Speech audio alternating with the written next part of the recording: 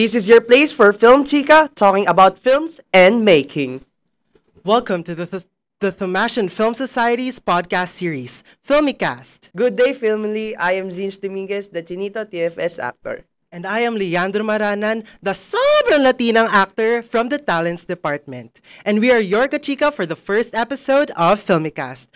Grabe, I am so excited for this first episode, and I am very sure that the next episodes will be as exciting as this one.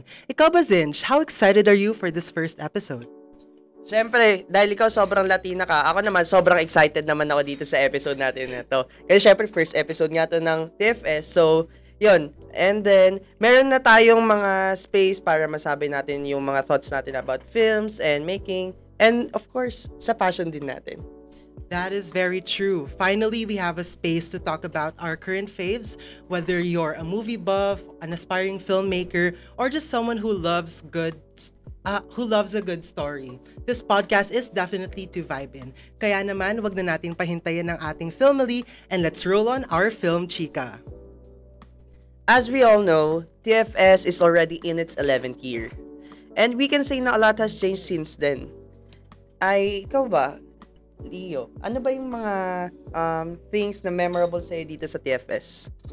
For me, personally, parang yung GA, because, I really got to connect with our ates and kuyas here at TFS and really hear their stories as well. How about you, Zinj? What's one of your most memorable events here in TFS thus far? Sa akin naman, yung nag-shoot ako ng first short film ko dito sa TFS. Then, lahat kami doon, lahat ng cast, lahat din ng prod. First year lang din dito sa TFS. So, talagang napaka-fresh start siya. Pero hindi pa ako freshman, so former na ako. So, yun nga.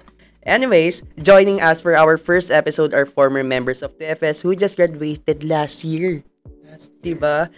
And indeed, poured out their best efforts and passion during their membership years, sharing their chikas about what TFS is for them. We have Ate Sheena Caiga and Kuya Kurt Loreto, our 2023 to 2024 Org President and Vice President for Productions. Welcome po! Welcome to Filmicast! Welcome po! Thank you po! Piliin niyo po ng time yung first podcast ng TFS. Kamusta po kayo? Okay lang naman. Nagulat lang ako sa invitation, pero I'm honored to be here and to be back din sa TFS. I'm super pleased to be here. I'm really happy to see TFS again. I've really missed you guys, and grabe, may set na kayo, tapos may equipment. I love it.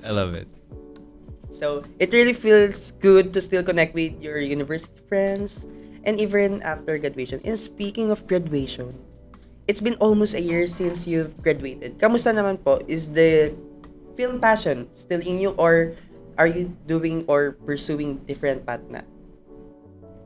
Okay. So ako, personally, I'm pursuing a different path. Pero syempre, yun naman meaning nun na nawala na yung mahal ko sa film. So actually, kakapanood ko lang nung balot, I think a few days ago sa Netflix since pinalabas na siya.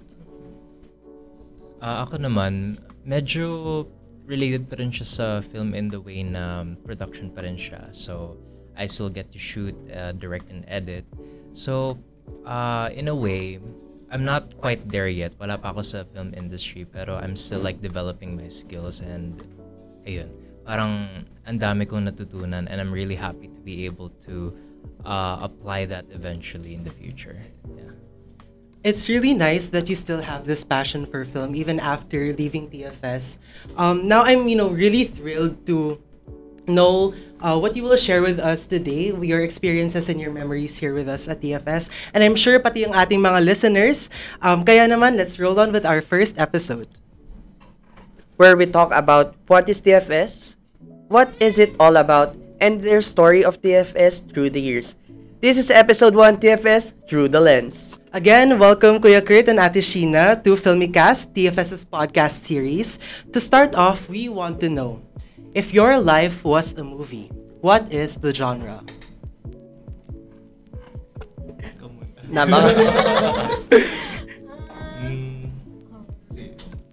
I think, ano ba? Feel ko drama. Yes, drama. Kasi, ang dami nangyayari ngayon, pero hindi naman meaning nun negative siya. Parang mga out of nowhere na opportunities, ganun. Then, basta ang dami nangyayari sa buhay ko na masaya naman. It's great. For me, siguro yung genre ko, parang coming of age film. Yes, coming of age. Kahit like technically adult na ako, parang feel ko I'm constantly like finding myself. Kasi, I think we all are naman, diba? Ayun, like, for like the first time, like when you graduate kasi parang you're free to do whatever you want. And like, I mean, I'm lucky enough to be able to do whatever I want. So parang, do I pursue like film or like do I prioritize like income? Pero yun, like you're free and I mean I'm free and I'd like to see where I could go next. Kaya ayun, coming of age. Actually, yun, no, medyo connected yung pagiging drama tapos coming of age. No? That's yung very true. Genre. And I actually really resonate also with the drama genre. Kasi personally also, sobrang drama ng buhay ko recently. Oh my gosh. And, you know, I really like where, you know, Kuya Kurt really explained to us like parang yung life niya na coming of age. And I think it's really beautiful that you were able to describe your life in such a manner as well. Yes. Parang hindi siya nagdalawang isip kung tutuloy niya ba yung passion niya or yung sa income or what. Talagang all-in siya, no? Sa prod talaga. Anyways, now let's talk naman about Ate Sheena. So, you are a member of TFS before, of course. Since 2020 as the Internal Relations Committee Director, EA to the Executive Secretary by 2021, a production manager for Mother's Day story short film videos that were produced year 2022 and eventually became the President year 2023. Grabe, the elevation of status every year, no? Talagang nag-upgrade eh. Sobrang inspiring nga na parang, you know, from 2020, tapos nung pag-graduate na siya, bigla siya naging president. I think that's really inspiring to a lot of us here. So, you know, with that being said, I want to start from the beginning of your TFS journey. What prompted you to join this organization? Actually, nung high school ako, part na din ako nung parang yung club namin na medyo gearing na to film. Actually, tawag niya nun, Video Makers Club. So, medyo parang na, lang kami sa name. So, we just refer to ourselves yung BMC. So, ayun, nung when I entered college, parang naghahanap ako ng mga orgs. Sabi ko, parang ang goal ko is makapasok sa isang film org. And then, may nagsisirculate sa mga block GCs namin na parang, parang siyang list lang ng mga orgs sa yung Univ-wide, tapos yung mga college-based. Tapos nung tinitingnan ko, Commercial Film Society. Tapos film. Sabi ko, okay, sige, sali ako dyan. Then, ayun, actually, dapat member lang ako nung first year. Then, biglang may nag-email sa akin na kung willing ba ako maging internal relations director, committee director. Then, ayun, I grabbed the opportunity and, ayun. Slay. Slay. Slay. Yeah, I really liked how, you know, from the start pa lang you already had this passion for film and, you know, tinuloy mo siya here sa TFS. And syempre, hindi rin pwedeng walang introduction ng ating Kuya Kurt. He joined our organization on his sophomore year as an editor year 2021, became the directing department head year 2022, and ended his TFS journey as the vice president for productions year 2023. Kayo po ba, what was your deciding factor in joining this organization? Deciding factor, I love films. And, yun, like, actually, nung start pa lang, like, nung freshman year ko pa lang, I had no idea na may film org. And, siguro, naging factor na rin yung pandemic. Since, like, hindi ko rin naisip na, okay, maybe I should join, like, a club. Tas, nung second year ko, I was already editing for another org. And bigla na lang akong kinontact for editing one of their films that was shot completely online. So like yung set design, yung acting, and like everything, nasa talent siya. So I edited that, but I wasn't part of TFS just yet. And dun ako nakapag-join eventually on that year.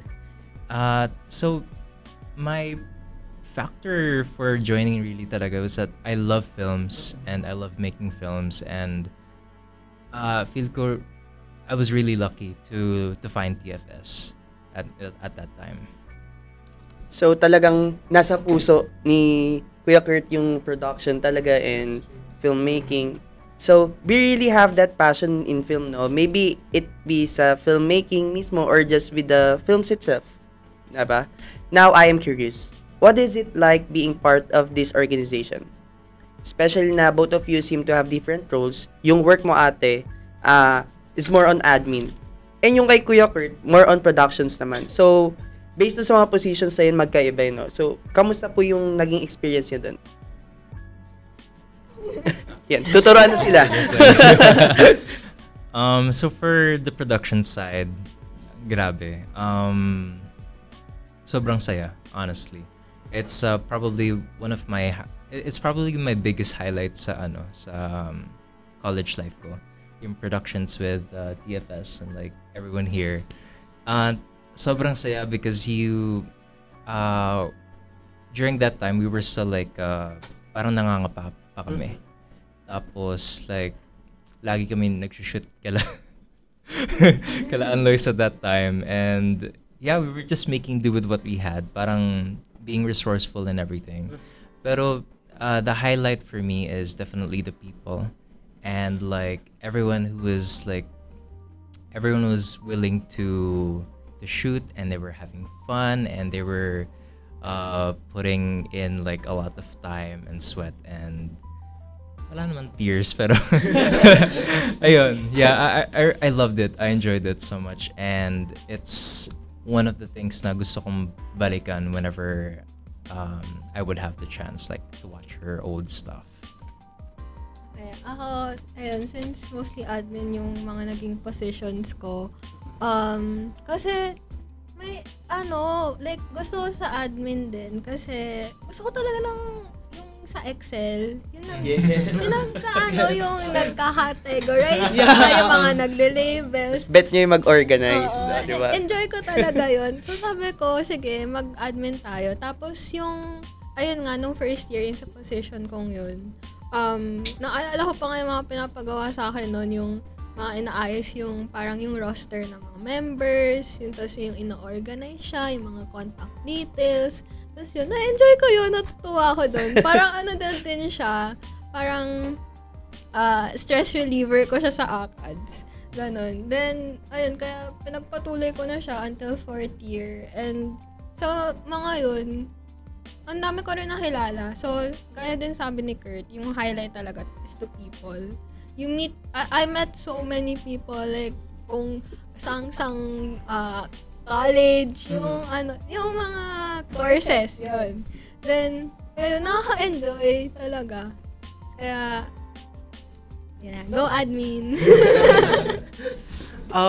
Although I'm very curious po, no, since UST is quite academically rigorous, like, syempre, you have your schoolwork, your assignments, ganyan. How are you able to balance org work and your academics?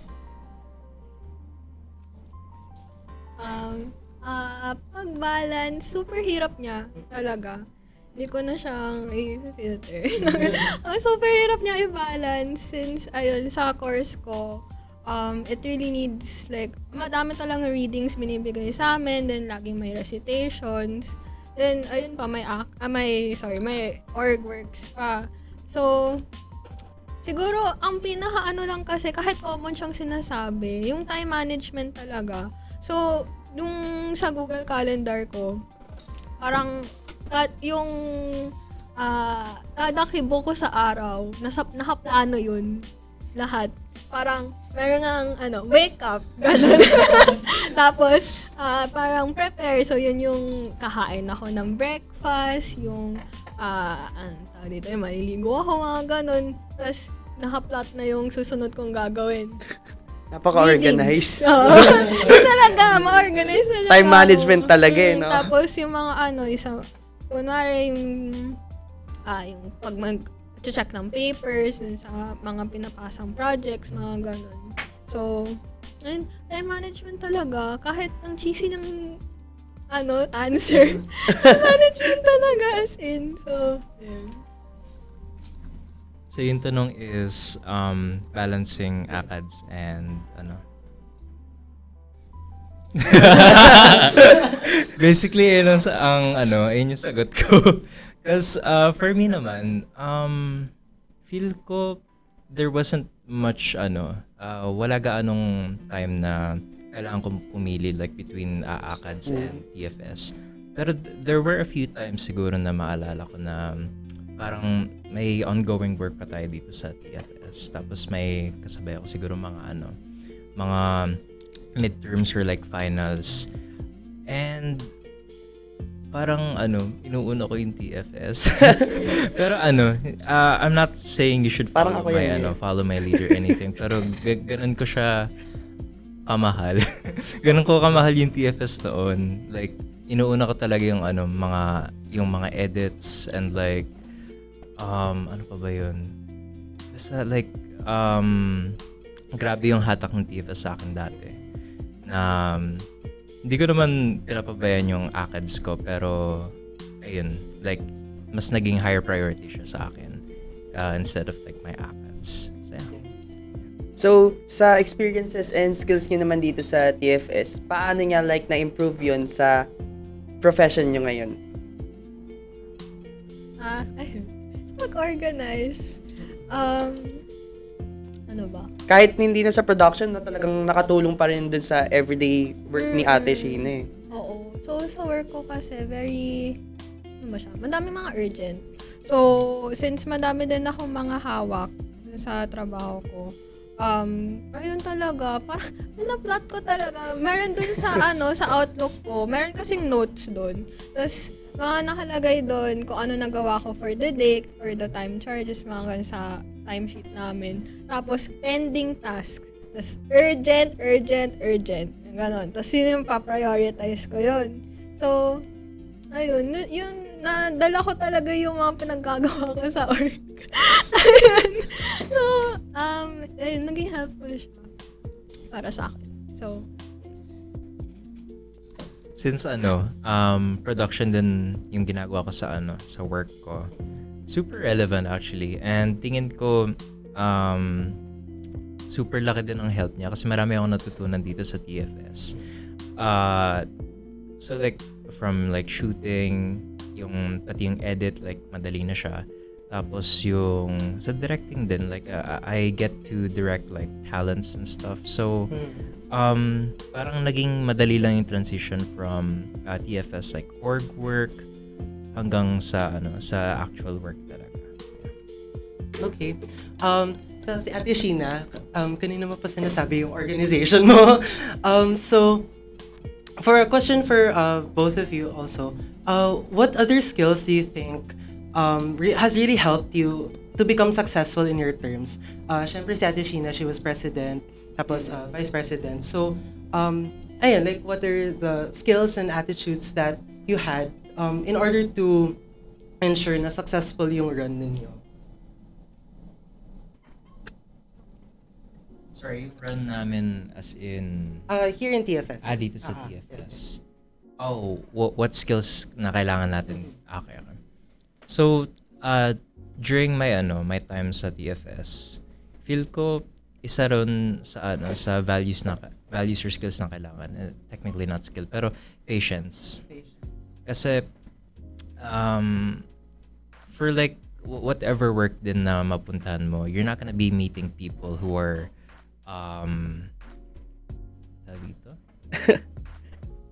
parang sama na sorry. pero you're not gonna be meeting people with the same forte or niche as you. So like, Yeah. ayun lang, like patience in being willing to like teach them, tapos at the same time like patience sa syempre yung gusto nyo rin sa ginagawa nyo. So it may not be the same forte or niche as you, so they may not like doing it as much as you, so you should be able to understand that. So ayun, patience. Another one would be resourcefulness, kasi back then we didn't have much equipment to work with, so like yung mga sistema namin parang super lang siya, like commando, like gawa lang kami on the spot, and sometimes that ends up being like super like maganda, like oh my goodness, grabe, buti na gawa natin to, buti naka-pull off na tayo ng shot na ganito. And third, just like passion, honestly, like if you like what you're doing, you'll eventually like learn more and more about it, diba? So if you have passion for your position or your role here at TFS, then that's it. That's all you really need. Yeah. Talagang kailangan talaga sa lahat ng bagay all-in kay. That's true. Tsaka, syempre, yung passion mo nga, syempre, art tong ginagawa natin. Dapat meron din talaga. Ayun, yung sa akin, adding on kay Kurt, kasi agree talaga ako doon 100%. Siguro, ang pwede ko madagdag na lang doon, kasi 3 na naman siya. Oh my God. Ang dami ba? Naubusan na ata. Nag-iisip pa ano pa bang pwede. Pero ayun, yung tumatak lang sa isip ko is, syempre, di ba mga admin tasks ginagawa ko. Key talaga ang communication. Yung communication skills mo, tas yung transparency nyo na rin sa isa't isa. Kasi syempre, hindi ka lang naman mag-isa sa org, di ba? May mga kasama ka. Then, kung na rin nakipag-collaborate ka with other departments, other divisions, hindi naman yung babasahin nila yung utak mo na parang, dapat gagawin for this project, ganun. So, dapat klaro talaga yung mga kino-communicate ninyo sa isa't isa para to minimize na rin yung mga risks na sa utak mo. Yung to minimize problems na rin while kunwari pa nag-shoot ka ng isang film para ayun ma-lessen yung mga problems na may encounter mo mid-shooting, mga ganun. Then, yun. Ano akong naisip? 3 na yun. Ang dami. Ayun, yun lang naman. Nagdag ko lang. Now, especially that you are already working and the film industry might seem to be more serious outside school, how did joining TFS change your views on films and creativity? For me, di iniba ng TFS yung views ko on the film industry. Parang mas ni-reinforce siya. So, yung film industry for me, tingin ko parang divided siya into two. There's the commercial side na more for like income, marketability, tapos pangmasa talaga. And yung other sector is more for creativity, like expressing one's like emotions and like for certain niches talaga siya. And ayun, for art and creativity siya. So TFS kind of showed me that through its members na nakakausap ko through our discussions, yung natutuwang-tuwa ako na may mga members na nakapanood na pala nito nung inisip ko ay walang iba. So, ayun, like through our discussions and everything, parang mas na-reinforce pa yung perspectives ko doon sa film industry. Okay, Ate naman. oh my gosh. For me, siguro ang naano ko dun is yung parang similar din kay Kurt, pero yung akin din to add is mas na-enhance yung parang knowledge ko talaga as a whole dun sa film industry. Kasi, before kasi parang pansin ko, especially sa mga local films, ganun, hindi siya masyadong nare-recognize ng mga tao. Parang sinasabi na, local yan, parang hindi naman maganda yung prod, yung parang pinaka-script niya, it's cheesy, ganun. Yeah, that's true. Pero, kung tutuusin, like, ngayon, parang, na-hype na ulit siya. And it's it's so nice na parang nare-recognize na sa bansa natin yung film industry. Yeah. Kasi 'di ba parang ang mas nare-recognize lang talaga dito sa Philippines is yung parang sa med, sa law, ganun. Pero ngayon, yun na, film Tsaka yung industry mga na. paulit-ulit lagi na scenes na yung may third party, di ba? Mm-mm. Ngayon Oo. naiiba na talaga eh. Mas creative na siya ngayon na parang magugulat ka sa mga nangyayari. Tapos yung mga plot twist, ganun. So like, wow! Nag-iba na talaga siya. Ang saya niya. Then, ano pa ba? Tapos, pansin ko rin, mas bongga na ngayon yung kunwari yung color grading specifically. Yung sa balota talaga, like, yun talaga yung sasabihin ko. Kasi yun yung pinaka-reason kong pinanood. Then kung titingnan mo, ang ganda na acting. Syempre si Marian Rivera, diba? Then yung parang yung mga shots, ang ganda, ang aesthetic niya. Sobrang ganda actually. Then, yung parang nakikita mo na lume-level up na talaga dito sa bansa natin. So Totoo. like, so slay. I really do believe na TFS and its mission and vision help our aspiring Tamashan filmmakers build that passion in themselves to be great filmmakers someday. I just wanna ask, during your whole time sa TFS, what was your favorite project?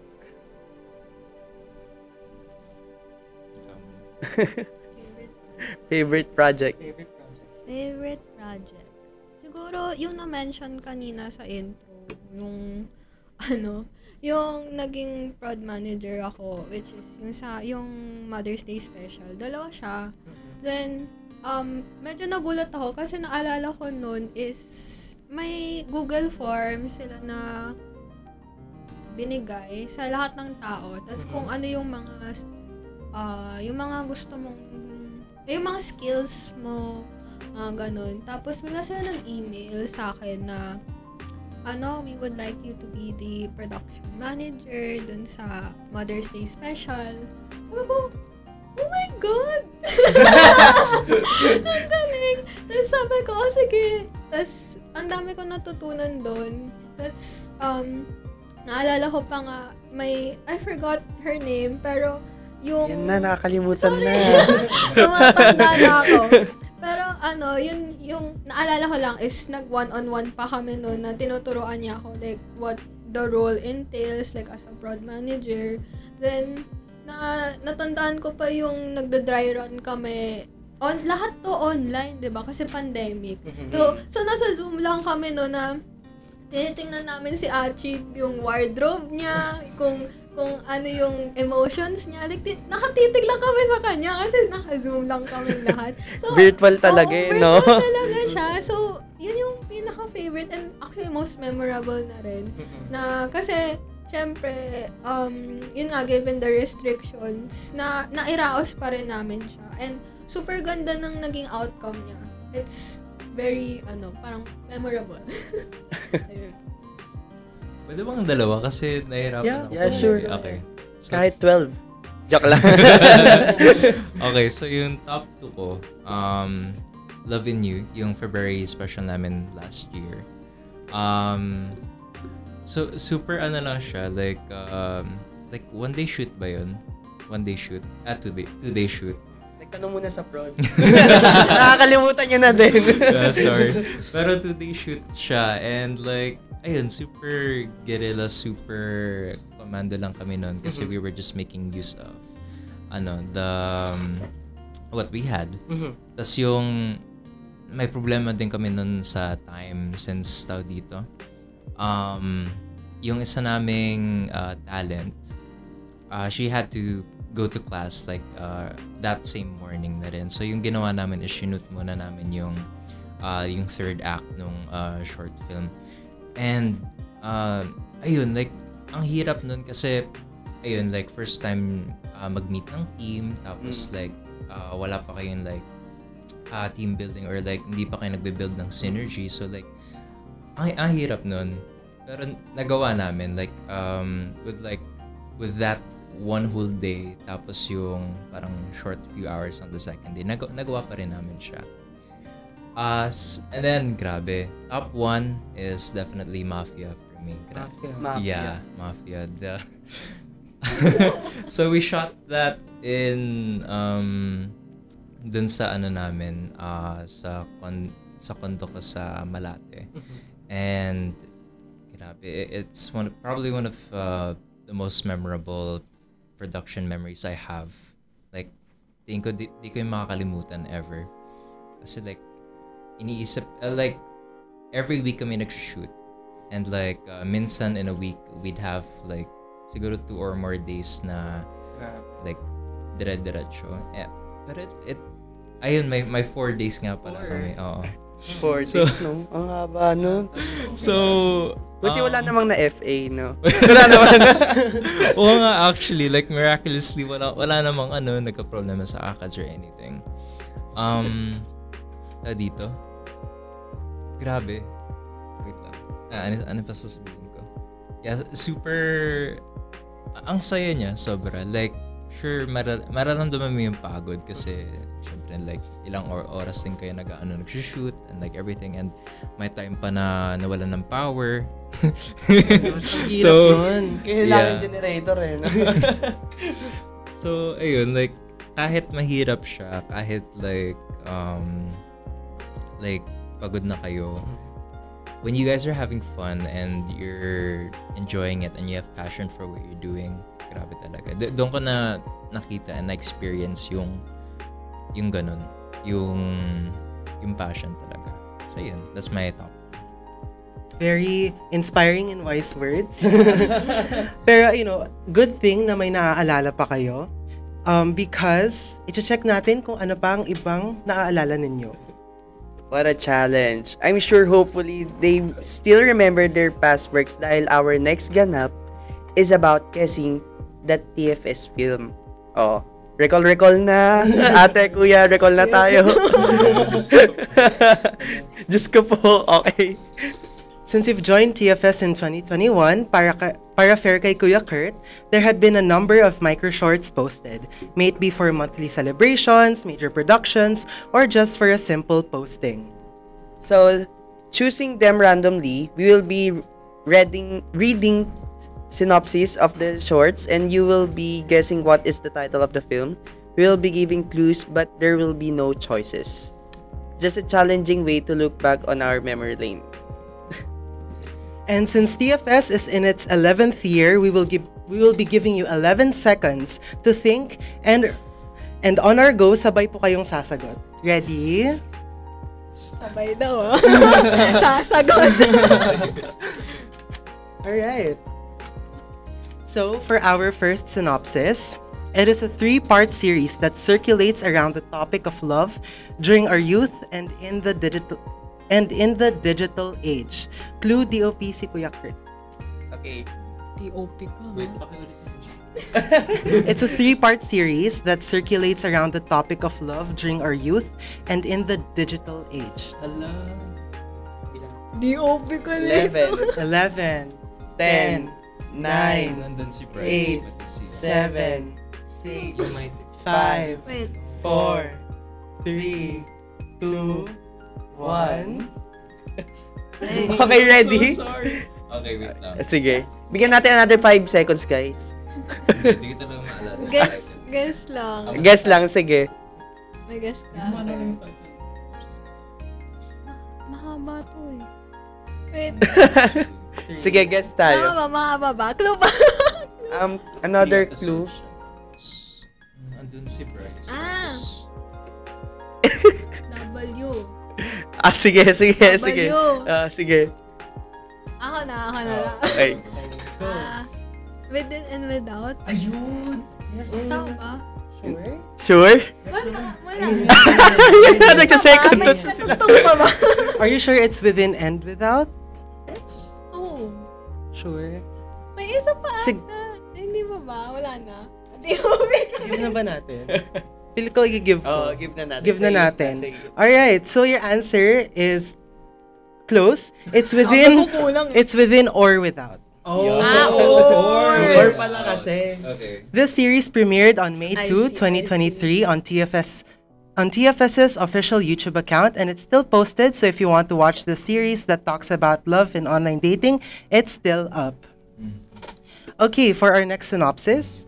Okay, guys. So, an unrequited love story about two friends, one in a relationship and the other hoping for them to love them the way they do. Ito, guys, yung clue dito. Most watched short film of TFS. Alam mo na to. Parang 11, may 10, daw naman yun. 9, 8, 7, 6, 5, 4, 3, 2, 1. Okay, ready? You. Okay. Tama. Yeah, Pero, one point. bago tayo mag-move sa another synopsis, guys, ilan yung total views? Mga nasa 1,000. 1,000? Like tens of thousands. Like 60. 60? 60? 30? 30? 30? Pila ko 30? Ang best kong pinanood din. Ay, ikaw pala yung 30. Okay, nagparami ng views. Well, actually, around 26,000 yung naging views Ah, ng short film na Love in You. So, sa mga nakikinig dyan, panoorin nyo na. Okay. Alright. Our next synopsis, a Mother's Day special posted for our Microshorts 2022. It shows a son talking with his mom, but is later on seen to be a recorded call. Clue, one of Kuya Achi Antonio's first roles in TFS. Si Kuya Achi yung natin, no? Talent head na natin ngayon. Nanog. Alright. Ay, sagot. Ready na po? Ay, ready na. Di na kailangan bilangan. Amazing. Go. Ano, 1, 2, 3. Mama 35. Mama 35 is correct. Grabe, even with that short amount of time, the story was so heart-touching. It was directed by Ate Kishi Abaka and Kuya Miguel Trinidad, still posted on our Facebook page. Again, thank you so much, Ate Sheena and Kuya Kurt, for blessing us with your presence today. And I know for sure now we all enjoyed our chikahan for today. Yeah. And hopefully, syempre, magiging guest din namin kayo sa iba't iba pang productions and sa iba pang mga episodes ng TFS. What I really loved about your stories today is that talagang nakaka-inspire siya and nakikita natin yung passion natin sa kanila. Kung bakit din sila tumagal dito sa atin, sa TFS. Kasi talagang nag-devote sila ng time nila, ng knowledge sila. At saka, yun nga, yung sinabi din ni Kuya Kurt, kailangan may patience ka. And syempre, nakakuha din ako ng bagong idea kay ate na kailangan ayusin natin yung time management natin. Diba? Kailangan naka-manage lahat, no? Hindi, pero what I really loved about what Kuya Kurt said kanina was really about the passion and the drive and the motivation to continue with this. And, you know, just having enough drive and motivation to really pursue our passions. And that's really all that matters at the end of the day. Alright, so sadly, we come to the end of our film, Chika, and it's time to wrap up our first episode. Ate Sheena, Kuya Kurt, may gusto po ba kayong sabihin before we clap our episode? So, saan namin kayo pwede ma-follow sa Instagram? TikTok? Actually, hindi ko matandaan mga handles ko. Pero, siguro, message ko. Kasi, actually, yung course ko nung college, hindi siya, never ko siya in-expect na yun yung aaralin ko for college. So, ayun, naging ko rin kasi yung sa TFS nung first year. Yun nga yung sinabi ko nung nakita ko yung name ng org. Sabi ko, kung hindi ko naman dream course tong pinasukan ko, ko na lang sa dream org, ganun. So, parang, kumbaga, yung pinaka-message siguro is, kung may passion ka, pwede ka pa namang, may other ways mo pa siyang pwedeng magawa. Yung love mo for film, parang, pero hindi, yung course mo super iba dun sa, hindi man lang siya arts. Yun, parang, don't stop. Don't stop. Don't stop believing. Don't stop believing, yes. Tama. Yun yung message ko. Tapos, ayun, syempre, continue to support our local films. Siyempre, yung mga MMFF, mga ganun. Panoorin nyo. It's nice to watch din. It's nice to watch it din sa movie house. And syempre, ayun, i-support din natin yung sa yung entry ng TFS sa Cinepanalo. Yes. Dito dati. Yes, so panoorin niyo siya kapag nag-screening na siya. Yes. Yes. Talagang Don't Stop Believing. No? Parang sa kanta yata pinulot yun ni ate. No? Don't stop. Corny. Ay, sige, ikaw na kaya. Siguro yung message ko, ayun, just to add din sa sinabi ni Sheena na actually, ang daming TFS members na super different ng college pati nung course na walang relevance whatsoever. Pero nandito sila for their interests, their hobbies, their passions and everything. Yung message ko is, ayun, like, keep loving film. Like, Keep loving. yeah. And siguro in a way, it will love you back. Tapos, like, ano tawag dito? Kung saan ka man mapunta, punta ka dun kung saan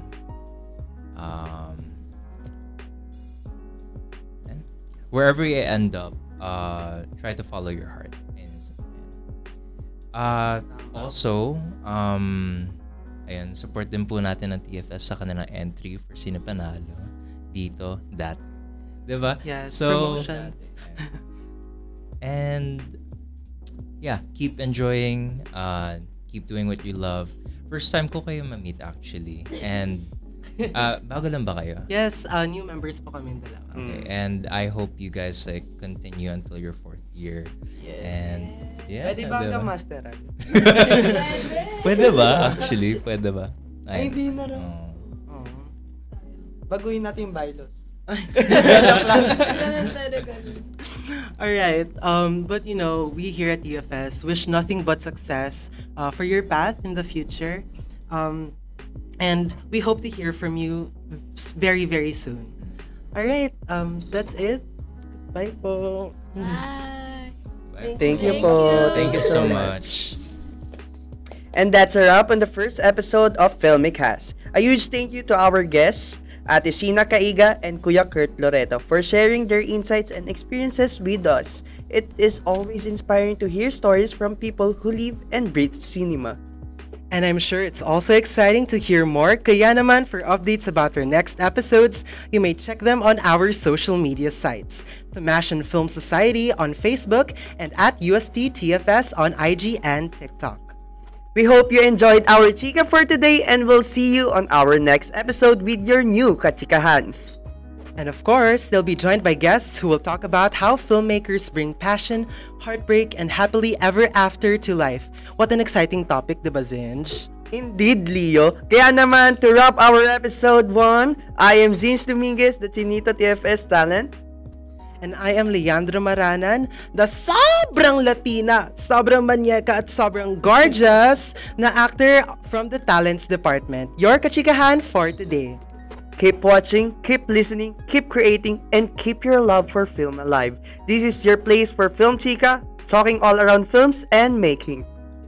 This is the Thamashian Film Society's podcast series. Filmicast! Goodbye, Filmy!